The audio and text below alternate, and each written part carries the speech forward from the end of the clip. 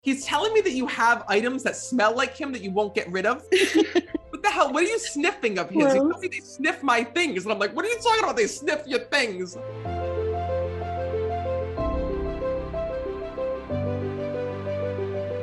And first of all, there's a couple souls that I'm connecting with. But first of all, your grandfather departed. Because know that he said to me, Matt, they want to speak to me. And they were literally talking in my head saying, oh, I hope he comes through. I hope he comes through. He's like, I'm not going to disappoint anybody. I'm here. He's going to me. I'm here. And he tells me that you have like a nickname for him. Poppy. Oh, yes. Poppy. Perfect. Letting you know that he's here. And also at the same time, he tells me this. He says that I don't want them to think about me dying. He says, because literally, he says the hardest thing about passing here in this world was watching my family worried about me, he tells me. Because literally, he tells me that the two of you were so scared about him dying. He tells me that like his whole life that he was alive, he was so nervous about something happened to him, about him dying. And every time he got sick, you thought that it was like the end of him. Do you understand that? Yes. He goes, I couldn't even be scared about my health. He goes, because my daughter drove me crazy. He goes, if she could have put me in a bubble and left me there, he goes, she would have, because she was so afraid I was always going to die. Yes, so exactly. He also tells me that there was some heart issues that he was going through here in this world. And he tells me that's why you were so concerned, because when I'm connecting with your father, all I keep hearing is this heartbeat that's here. He goes, you know, out of all this craziness that she was worried about, this isn't the way that I died. He goes, I had other problems that were wrong with me. Yeah. He says, she was so concerned about this all the time. Dad, you have to check out on the doctor. Dad, check your heart. He tells me that you should drive him crazy with the medication. He tells me that literally you would line up his medication and you would make sure that he had like all of his medications lined up, that he was taking his medication. He goes, I felt like I was living in a hospital. He goes, my daughter was my nurse. That's what he tells me. Yes. He says, and don't you know, he goes, just my luck. He goes, my heart's fine and I die of something else, he says to me. That's him. Yeah. Me, so listen, he goes, tell my daughter, that's why I told her never to worry. When it's God's time, it's God's time. That's what he's coming through today to acknowledge. I got to come over to you, Brianna, because this man loved you so much. Even though that this was your grandfather, he literally shows me that he was like your dad here in the physical, that he remembers from when you were just a little girl, watching you grow up. He says, those are moments, he says, that I treasure every single day. He says, and all I looked forward to every day was milestones with her. He was telling me that he would tell you, like, as a little kid, like, I can't wait to see you graduate. I want to see you graduate school. I want to see you graduate high school. Do you understand that? And he says to me, Matt, she made my whole world because of all the attention that you gave him, the love that you gave him, and every single thing that you did for him. He's telling me that you have items that smell like him that you won't get rid of. What the hell? What are you sniffing of his? He tells me they sniff my things. And I'm like, what are you talking about? They sniff your things. It's his jacket. I took his jacket. I says it still kind of smells like him. I have it at home, but when I first took it home, I remember putting it on and I was smelling it because it still smelled like him. He's telling me that they were sniffing stuff. Yeah. I'm like, what the hell? And then he's also telling me you kept his hairbrush. There was a hairbrush that was kept. Comb. Did you use comb?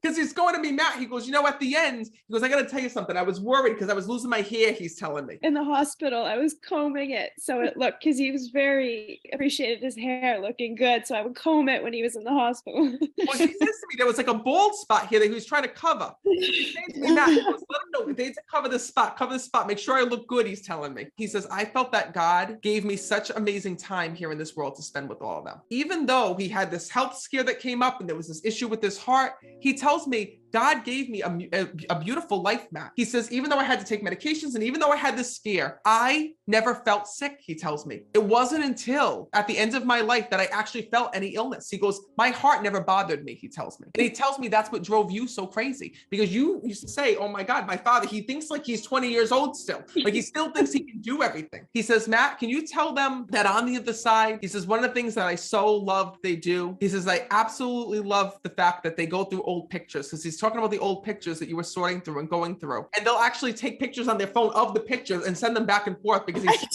and Matt, he goes, I see all these pictures being sent out about me. He says, and that is the coolest thing. He says, because I feel as though that if we live these moments, that I'm right there, right on the side of them. Yeah. He wants to thank you for the way that you came to say goodbye to him before his passing, because you would not leave him alone, he said to me. And he wants to thank the two of you for the way that you laid next to him and laid on the side of him, and the way that you literally would go and like play music in the room and all of these things that you did so that he didn't feel alone. I was afraid of not being in my house, he tells me. But literally, he shows me you playing music and doing all of these things. He goes, and Matt, he goes, dying was not as scary scary experience for me. It's so funny how like things change. I see when he was younger, he was afraid of dying. He was afraid of leaving this world because he tells me everybody in his family died young.